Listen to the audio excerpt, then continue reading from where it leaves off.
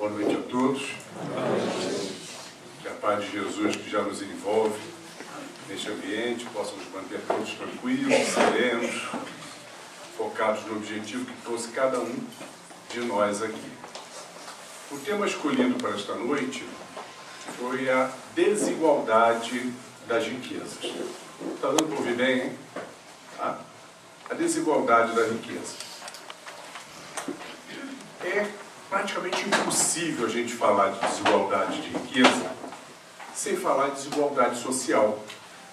Algo que sempre existiu em todas as épocas e em todas as regiões do nosso planeta.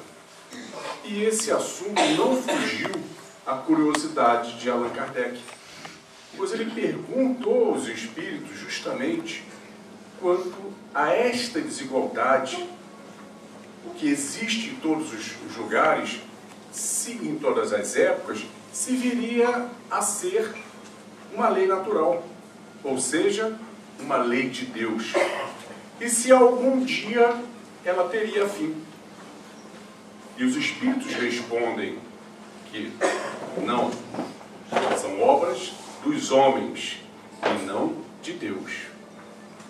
E que terá fim quando o orgulho e o egoísmo não mais forem preponderantes no mundo, prevalecendo somente a desigualdade pelos méritos, os méritos de cada um de nós.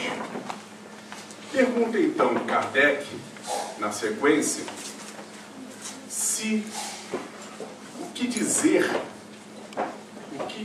de uma pessoa que, ao ocupar uma condição social mais elevada, venha a oprimir outras pessoas mais fracas em seu benefício.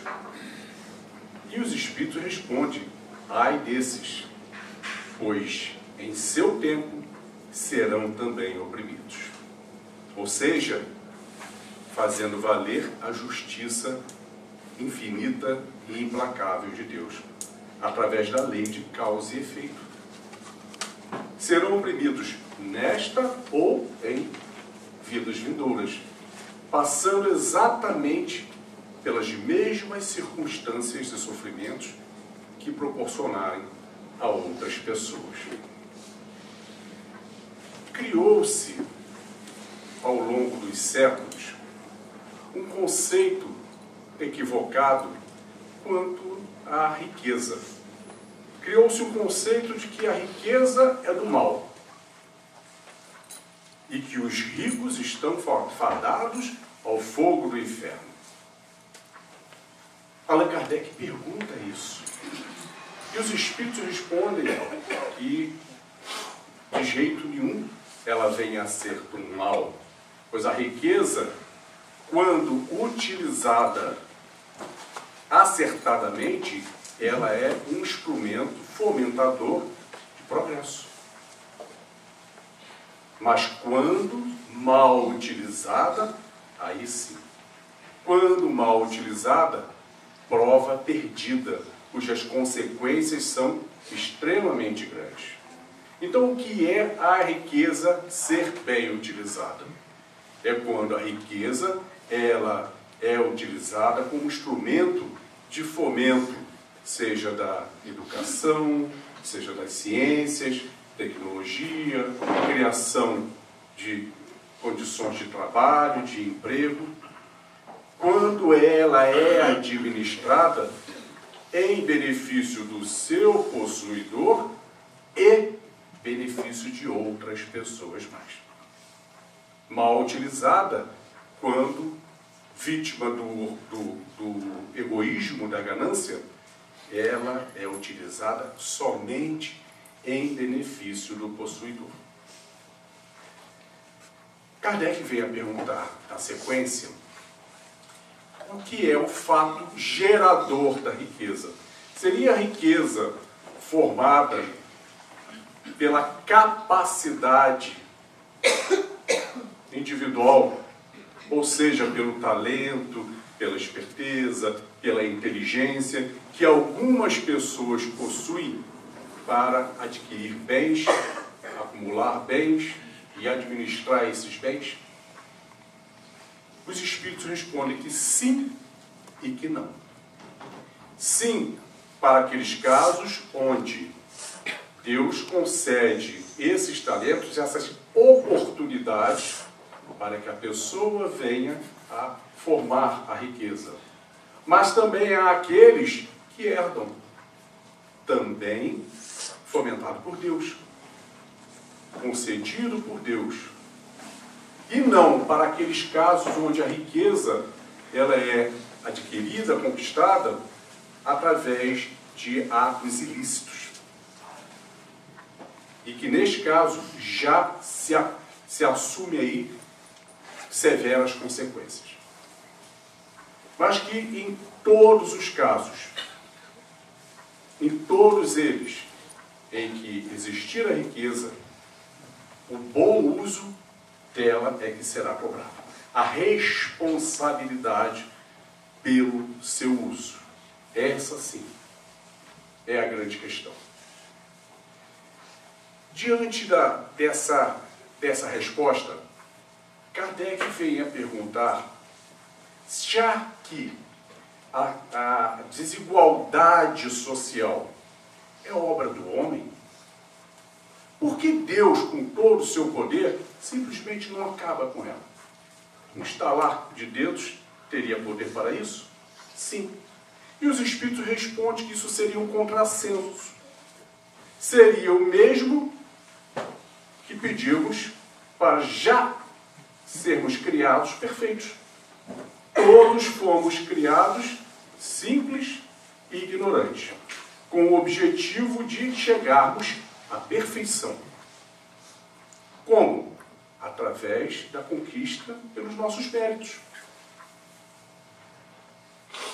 A perfeição não dada, conquistada. Assim, pedir a Deus que simplesmente divida as condições seria mesmo que pedir para não ter esse trabalho. Todo mundo igual. Aliás, não só na parte social, na parte da riqueza. Existem escolas de pensamentos em que defendem a divisão das riquezas. O certo seria dividir tudo e todos terem a mesma condição. Aí Kardec reforça a pergunta anterior, questiona isso aos espíritos. E os espíritos dizem, como lhes dissemos na pergunta anterior, isso seria utópico, seria impossível. Porque é da característica de cada pessoa a capacidade de lidar com a riqueza. Ou seja, feito uma divisão igualitária de todas as riquezas, um grande grupo de pessoas rapidamente consumiria o seu bem. Um outro grupo demoraria um pouco mais para consumi-lo. E um terceiro grupo menor estaria rapidamente acumulando novamente e desenvolvendo a desigualdade da riqueza que está inerente à desigualdade entre as pessoas. Depois que eu vi essa resposta, fiquei curioso e resolvi fazer a conta. Se isso fosse feito em termos práticos, aqui na Terra. PIB estimado do mundo, Produto Interno Bruto, que é a reunião de o conjunto de todas as riquezas existentes no mundo. Estima-se 75 trilhões de dólares. População aproximada do mundo, 7,5 bilhões de pessoas. Vamos pegar esse PIB todo e vamos dividir igual. Daria em torno de 10 mil dólares por pessoa. No câmbio de hoje, 38 mil reais, 37 mil reais por aí.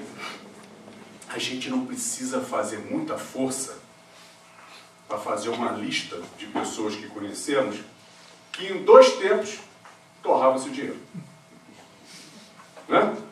é viagem, é roupa nova, é isso e aquilo, comprar um carro, lá vai o dinheiro, um seminovo, ou pior, pegar o dinheiro inteirinho e dar de entrada num zero, e já fica devendo para o banco. Rapidinho. Um outro grupo de pessoas, a gente também faria uma lista de pessoas que um ano, talvez 2, desse cabo desse dinheiro. E conhecemos algumas pessoas que rapidamente estaria multiplicando os seus recursos, porque estariam lá financiando aquele carro, vendendo o carro num precinho melhor e assim conseguindo acumular o que os outros estariam perdendo. Mas todos nós, para não falar todos, a grande maioria de nós, de vez em quando a gente se pega pensando naquele sonho dourado, as 6 dezenas da Mega Sena. Ai, que beleza, né? Que eu faria tanta coisa, a gente faz uma opção de projeto. Se eu tivesse, eu ia fazer isso. Mas o melhor, eu ia ter tempo, ia ter mais tranquilidade, não estar preocupado com o final do mês, ia ter tempo para ser feliz. Será que a nossa felicidade está tão atrelada assim à fortuna? Há pouco tempo, teve uma matéria no Fantástico justamente sobre os ganhadores, os novos milionários. E que havia lá no meio uma relação não tão pequena de pessoas onde aquilo passou a ser o tormento da vida deles. Mas vamos pegar um caso de exemplo. Um caso ocorrido com Chico Xavier. Naquela manhã, Chico, como de habitual, levantou-se muito cedo, costumava geralmente levantar antes do sol, e foi ter lá com a senhorinha que o auxiliava em casa e pediu: faça um café bem gostoso, porque teremos uma visita agora cedo, às 7 horas. E ela foi preparar o café. 7 horas, bateram a porta. Quando ela foi atender, que ela abre a porta, ela se surpreende, porque era um rosto muito conhecido. Era um homem muito famoso, era uma das maiores fortunas do Brasil naquela ocasião, um dos homens mais ricos do Brasil. E ela, bom dia, vamos entrando, seu Chico já está lhe esperando. O que para ele foi uma surpresa, porque ele não avisou que iria. Mas Chico tinha nas fontes dele, né? Informaram para ele antes para não ter surpresa. E Chico o recebe com muito carinho e o convida a sentar à mesa para tomar um café que ele mal conseguiu tomar. Porque entrou em choro, e chorou muito por mais de meia hora, colocando para fora toda a sua tristeza, todo o seu sofrimento. E após aquela meia hora, e o Chico colocando as suas palavras de amor, de esclarecimento, de conforto, foi serenando aquele coração, aquele espírito, até que ele foi muito mais aliviado do que havia chegado. Quando ele saiu, a senhorinha chega para Chico e fala: Chico, tô boba. Esse homem é tão rico, mas tão rico, mas tão rico, como é que pode ser tão triste? E Chico responde para ela: você está enganada, minha irmã. Esse homem é tão pobre, mas tão pobre, que a única coisa que ele tem é o dinheiro. Não precisamos falar mais nada. A felicidade não está atrelada ao que nós possuímos. A felicidade está atrelada ao que nós compartilhamos. É o ter e o ser. Então, de que adianta possuir um grande tesouro e viver numa ilha deserta? Não serve para nada. Mas não é só a riqueza monetária, não. De que adianta a pessoa colecionar diplomas e mais diplomas, e não fazer uso dele em benefício de ninguém, sem estar compartilhando a sua riqueza intelectual. Allan Kardec pergunta aos espíritos sobre esta relação de felicidade, de prazer, de bem-estar. E os espíritos são bem claros a dizer que existem dois tipos de prazer. Existe aquele prazer pontual, fugaz, às vezes fútil, que é um prazer justamente que o uso do dinheiro nos proporciona. Poder comprar uma roupa nova nos dá prazer? Claro que dá. Um carro novo? Claro que dá. Jantar em um bom restaurante, uma coisa bacana, uma comida bem elaborada? Claro que dá. Mas no dia seguinte, a gente não tem nem o cheiro daquela comida. O prazer foi pontual. O carro novo, passado alguns meses, já não é mais novo. A mesma coisa com a roupa nova. São prazeres que nós temos e que, do jeito que passam na nossa vida, não acrescentam nada à nossa existência para o que ela existe, que é o nosso processo evolutivo. O grande segredo do processo evolutivo é a gente tentar amanhecer no dia seguinte um tiquinho melhor do que o dia anterior. Então os espíritos mostram que o verdadeiro prazer, o prazer de fazer, de utilizar o seu tempo num processo útil, um trabalho útil a si e aos demais. Onde você acrescenta algo para alguém e para si mesmo. Isso ninguém lhe tira.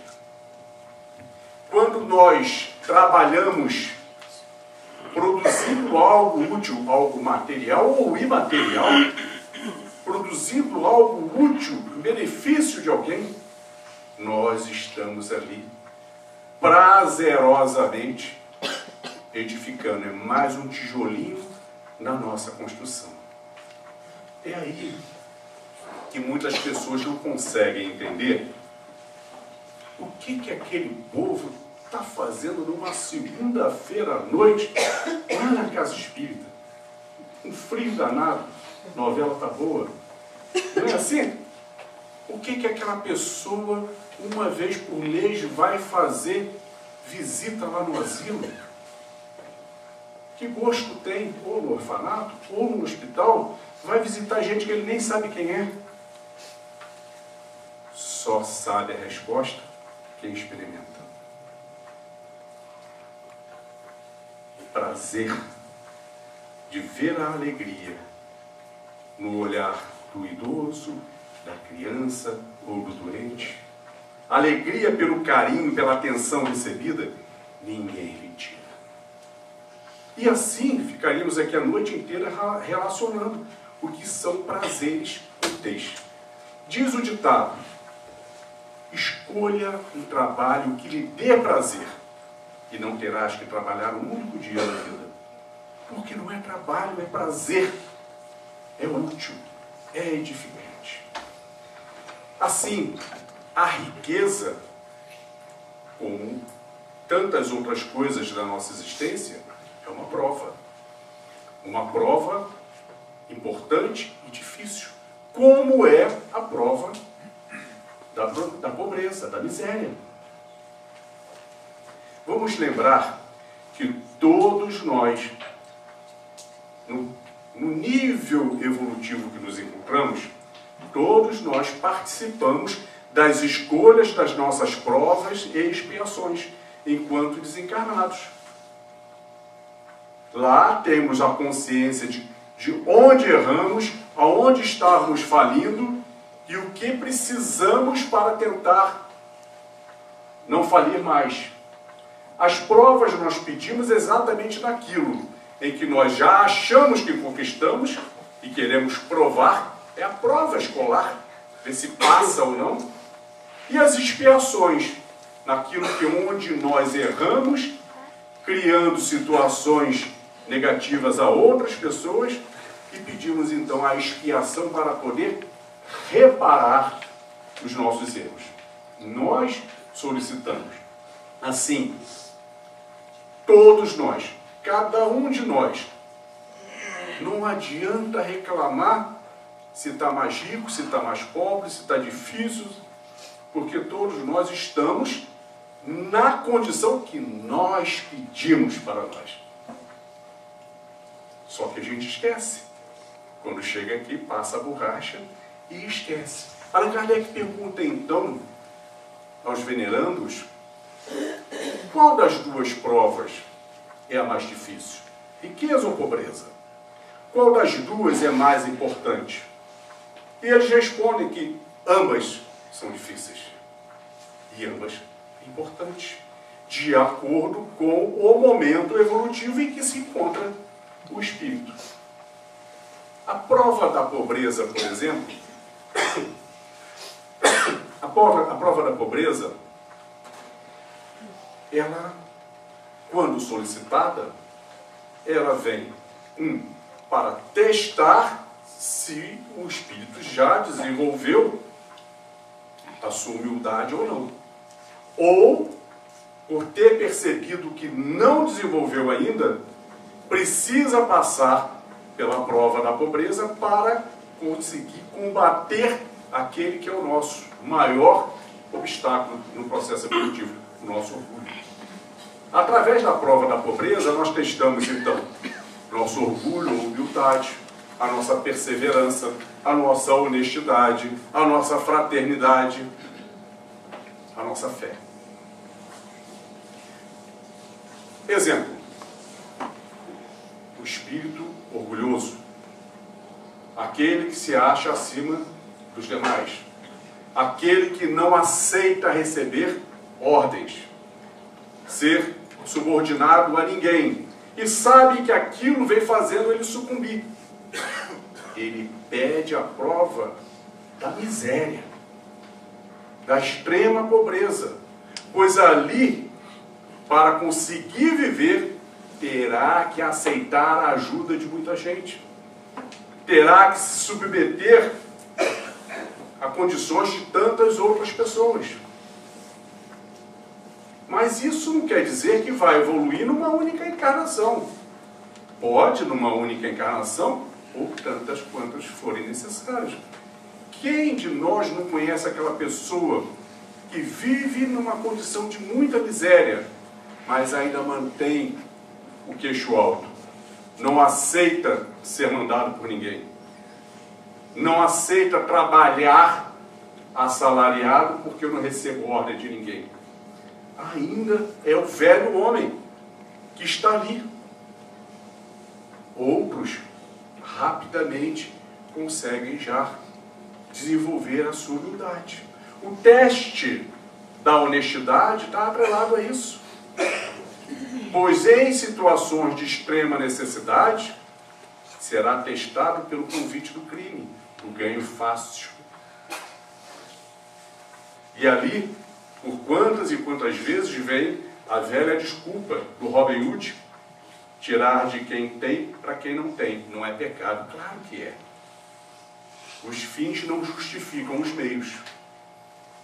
A prova da inveja, não só em desejar, em cobiçar o que é do próximo, mas aquela inveja, talvez até pior, que é aquela inveja de ver alguém conseguindo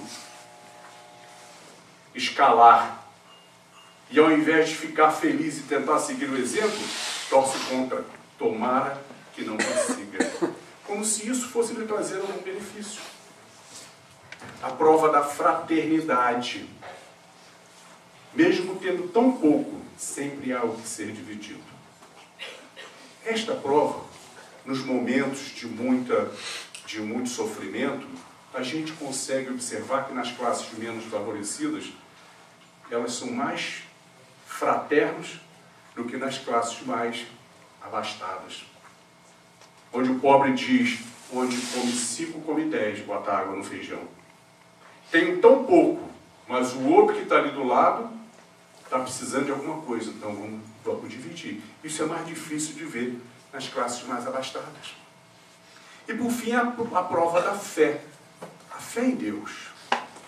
Pois aquele que passa por toda a dificuldade da pobreza, mas que mantém a fé no Pai, meu Deus, eu não sei por que eu sofro tanto, mas o Senhor sabe. E se estou passando por isso, é porque algo de bom o Senhor reservou para mim. E assim, desenvolve uma força chamada resignação, que nos dá a condição de enfrentar as vicissitudes, os obstáculos, mas de cabeça erguida, mantendo a moral, a ética elevada. Por mais que sofra, se mantém firme na fé. Agora, se fraqueja na fé, é quando começa a dizer que Deus não olhou para mim. Por que Deus ajudou a tanta gente a prosperar e eu não? Tanta dificuldade. Eu não mereço isso. Deus passou um X em cima de mim. Prova a ser repetida. Pois essa prova da pobreza não está elevando em nada. Só está deixando a revolta a subir. A prova da riqueza, que é aquela prova que a gente pede para a gente, né? Como a gente pede? Ah, como eu queria. Ah, fulano é que é feliz. Não esquenta a cabeça com nada. É uma prova tão difícil quanto. Muito difícil. Porque se ela vem para provar que ele desenvolveu a humildade, e quando chega aqui que veio o esquecimento, se sobrou uma gotinha do orgulho, aquela gotinha se multiplica rapidamente, porque eu posso tudo, eu tenho tudo. O que eu quero fazer, eu faço. Eu estou acima da maioria. E isso fomenta o orgulho, e aí vem junto vaidade, egoísmo e vem tudo mais, ganância. Mas se o indivíduo, mesmo possuindo todas as facilidades que a riqueza lhe proporciona, mas mantém a humildade, ele não se acha melhor que ninguém. E através da humildade, que é a mãe de todas as virtudes, ele tem a fraternidade. Através da humildade, ele tem a sua fé testada, e que eu posso ter tudo, mas pertence a Deus. Aliás, a riqueza, ninguém tem a riqueza. A pessoa possui a riqueza. É uma concessão de Deus.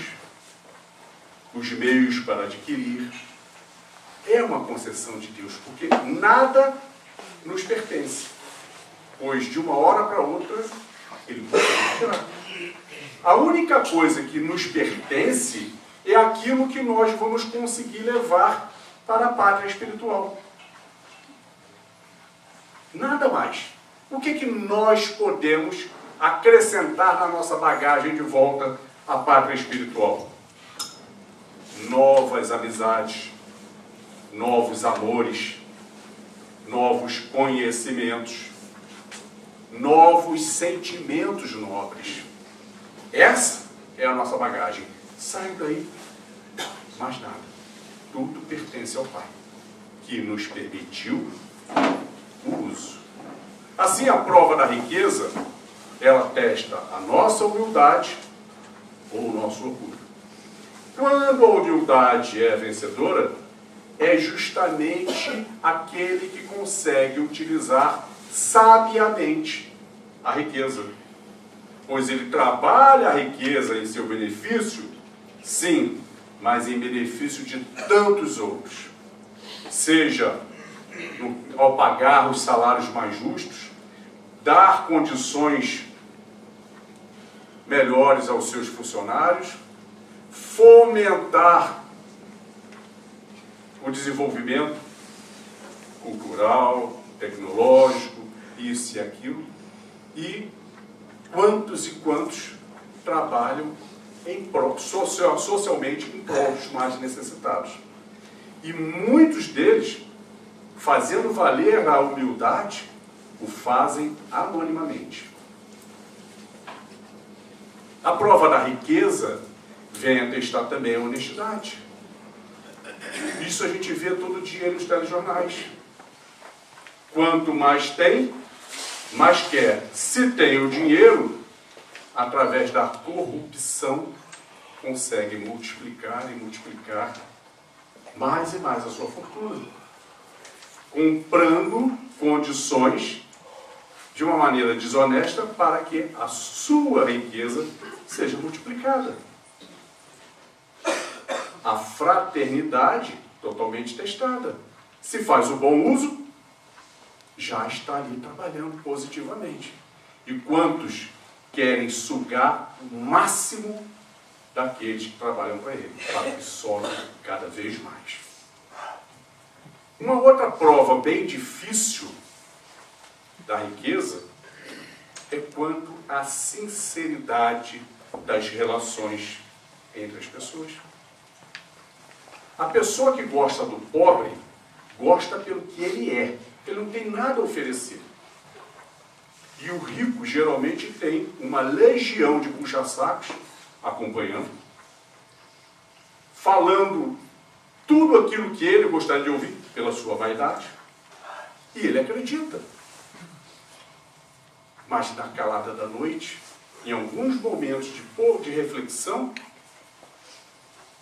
será que a pessoa gosta de mim ou do que eu posso oferecer?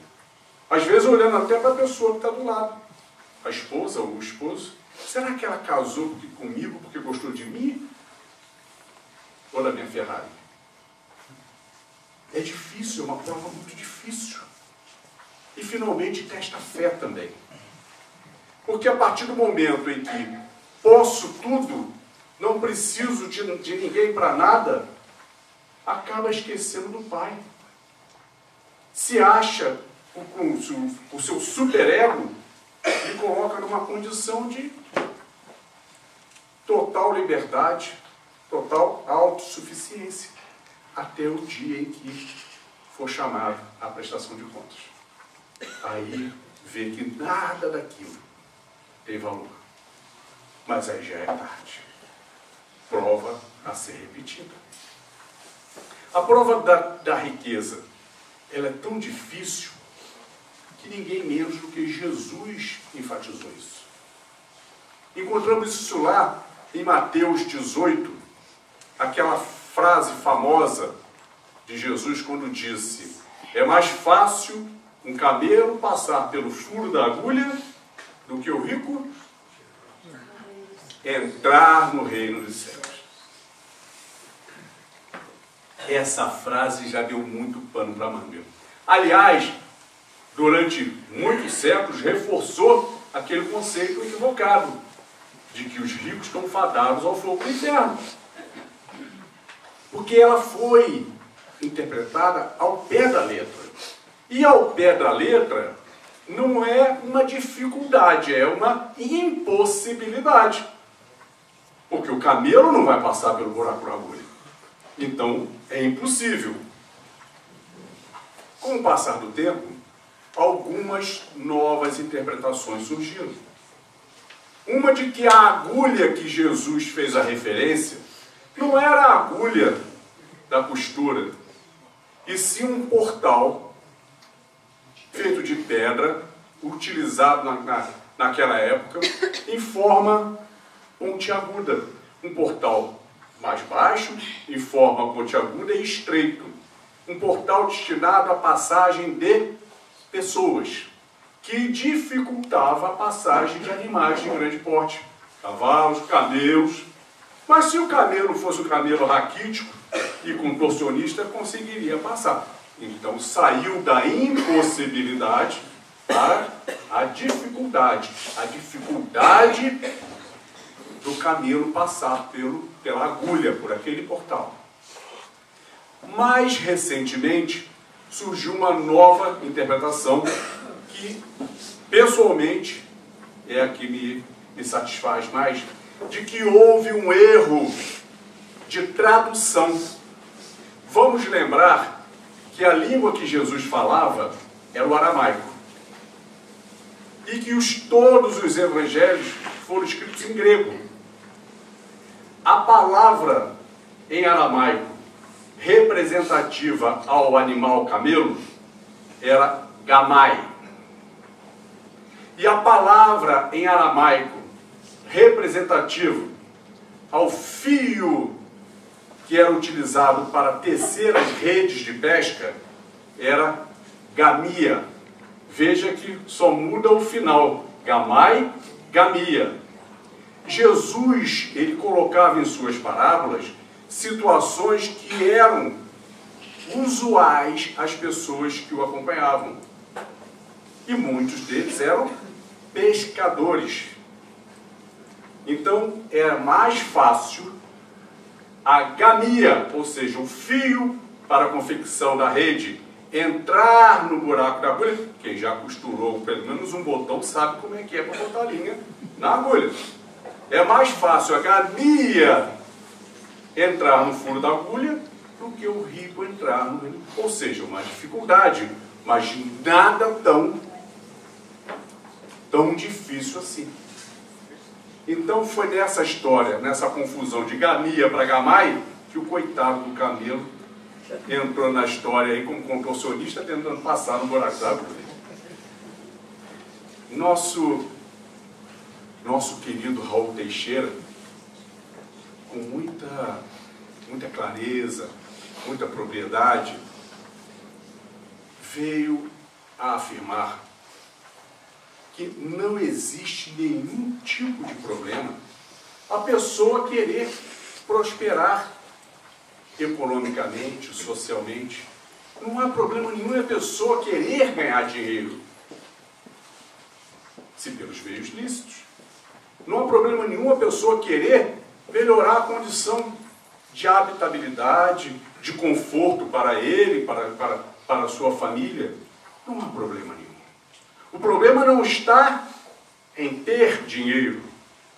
O problema está em que não permitir que o dinheiro lhe tenha. O problema não está em você ter o dinheiro e fazer o bom uso dele, até porque você passa a ter mais meios de fazer o bem àqueles que estão necessitados.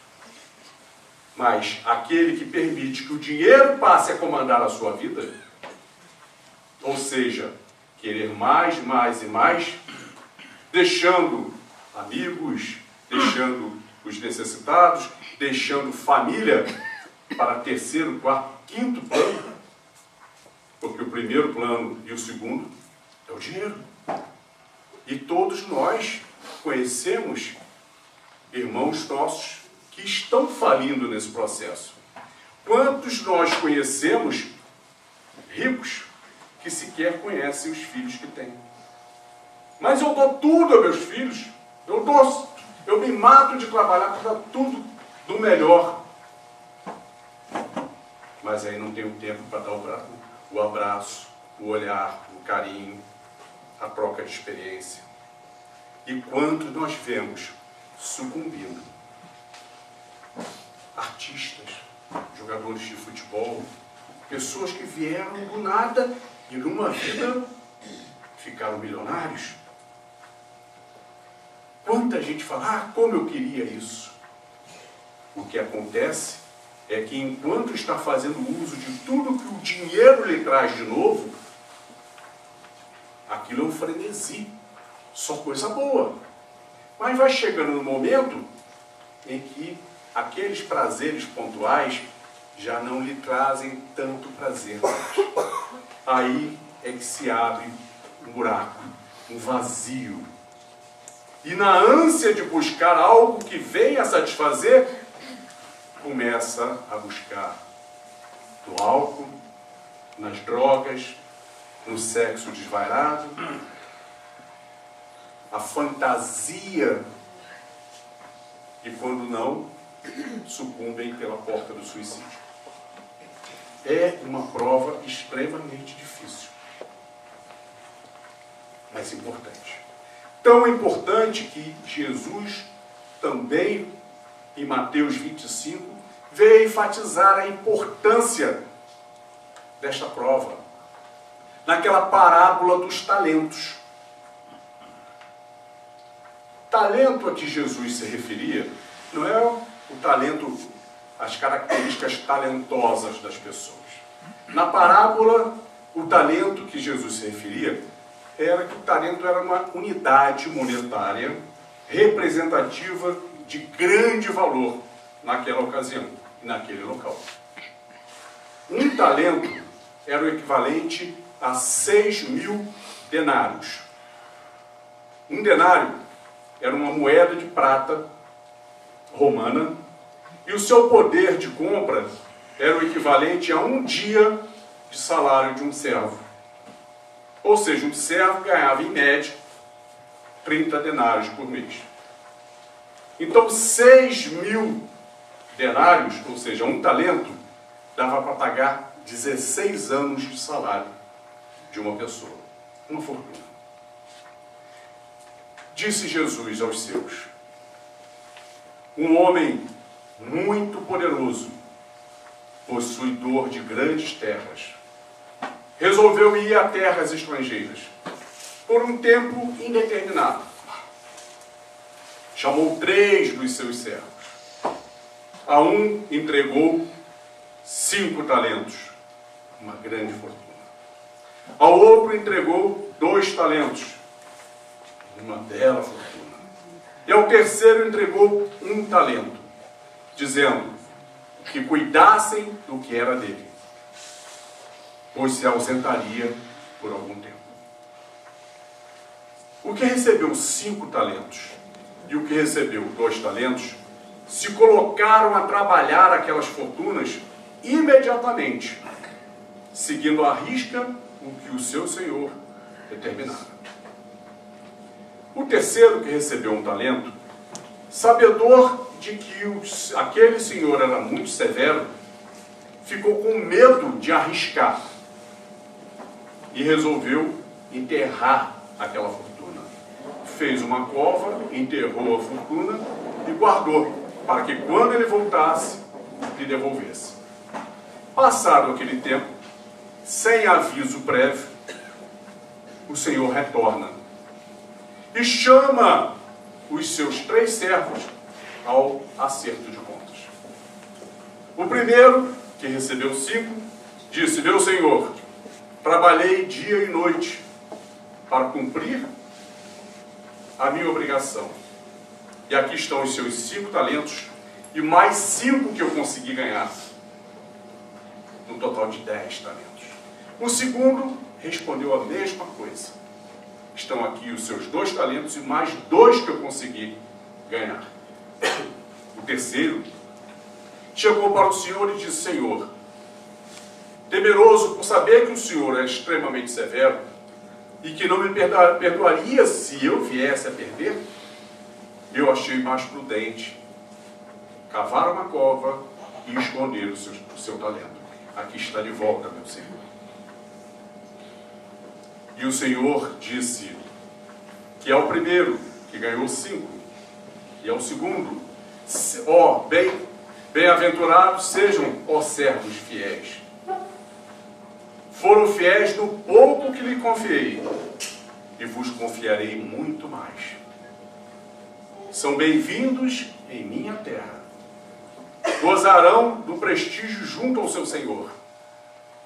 Já aquele que não me foi fiel ao que eu lhe coloquei, que lhe seja retirado o talento e dado ao que conseguiu ganhar 5, e que seja ainda nesta noite expulso de minhas terras, onde haverá choro e ranger de dentes. Quem são os personagens desta parábola? O Senhor, na parábola que Jesus colocou, Deus, nosso Pai. Os servos, nós. Cada um de nós que recebemos os talentos. Sejam as condições econômicas que nós nos encontramos, ou sejam todos os outros tipos de riquezas. Nossa inteligência, nossa saúde, nossa disposição, nossa possibilidade, nosso acesso a fazermos uso de tudo que Deus nos concedeu em nosso benefício e benefício de outras pessoas. Quantas e quantas vezes por dia nós temos oportunidade de fazer o bem? Em algumas das vezes nós aproveitamos, em outras não. Seja fazendo o bem, dando ouvido à pessoa que precisa desabafar, seja fazendo o bem, dizendo à pessoa aquilo que poderá lhe esclarecer, seja fazendo bem, dando simplesmente um sorriso a um rosto amargurado. Nós podemos fazer o bem todos os dias, passam à nossa frente. É a pessoa que nos pede uma informação na rua e a gente normalmente está com pressa e diz, é por ali. Quando se tivesse parado só 10 segundos, poderia dar certinho a informação que a pessoa precisa. Nós seremos cobrados, somos e seremos cobrados, não é só pelo bem que fizemos, mas pelo bem que deixamos de fazer quando tivemos a oportunidade. Por quantas vezes escutamos uma pessoa falar, não, eu sou muito boa, não faço mal a ninguém. Ótimo, meio caminho andado, não fazer mal a ninguém. Mas o quanto de bem está se fazendo? Quanto de bem eu estou aproveitando para fazer? Assim como na parábola, não sabemos quando seremos chamados à prestação de contas por tudo que Deus nos concedeu e que possamos utilizar em benefício de outras pessoas. Finalizamos justamente com uma frase de Bezerra de Menezes a Chico Xavier, quanto à possibilidade de servir, de fazer a caridade. Lembrando que a caridade não é só a gente dar algo. Todo servir ao próximo é caridade. Quando Bezerra disse para Chico, quando a caridade é muito discutida, o socorro chega tarde. Que possamos fechar os nossos olhos, mentalizar nosso Senhor Jesus, nosso irmão maior, nosso mestre, modelo e guia. Deus nosso Pai, que tantas oportunidades nos tem dado e que principalmente nesta encarnação, com acesso a essa doutrina maravilhosa que nos dá todo esse conhecimento de como deveremos utilizar o que o Pai nos concedeu. E assim, agradecemos, Senhor, por mais esses momentos de paz, em que te sentimos aqui em vibrações fraternais. Venha, ó Maria, socorrer os que sofrem, peregrinos na dor, suplicamos o vosso amor. Quando a dor bater a porta, sejamos gratos a Deus, pois Ele sempre, sempre abençoa os filhos teus. Quanta luz neste ambiente, descendo sobre nós, vibrando em nossas mentes. Senhor Jesus, ainda somos tão crianças necessitadas de luz, suplicamos o celestial amparo para nos livrar do mal. Tu, Jesus, que lançaste ao mundo um novo sentimento, um novo amor, aquele apregoado aos pescadores por teus lábios tão divinos, ó Rabi da Galileia, o amor que expulsa a multidão dos pecados. Contigo, Mestre, não haverá mais dor, não haverá mais guerras, somente a luz descendo à terra. Ensina-nos, Senhor, a transformar espinhos em flores perfumadas, que ao som da confiança enfeite os nossos caminhos. Vem guiar os peregrinos nos mistérios do destino, afastando a escuridão.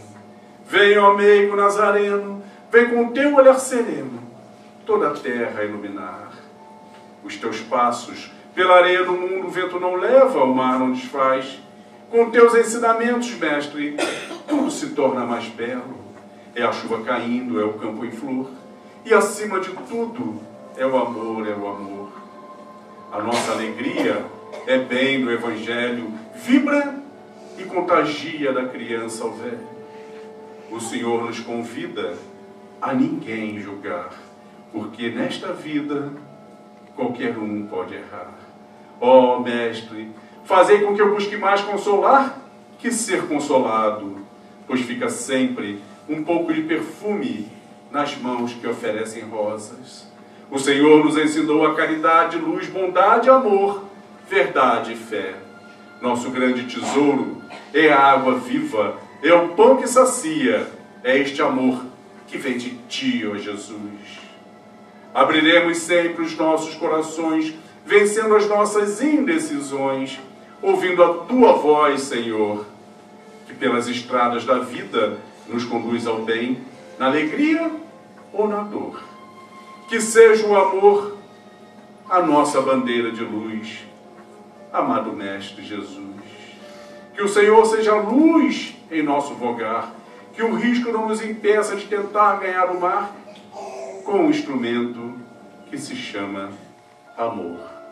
Abençoe, Senhor, a nossa união como bons amigos, como bons cristãos, e assim lembrarmos sempre que no reino da paz e da luz, à espera por nós, Tu estás, ó Jesus, e que por todo o universo infinito, conosco, Deus está. Obrigado, Deus, pelo vosso amor e pela nossa existência. Obrigado, Maria, pelo vosso amor e pela vossa assistência. Obrigado, Jesus, pelo vosso amor, ensinamentos e benevolência. E obrigado a todos pela atenção e paciência. Fiquemos em paz.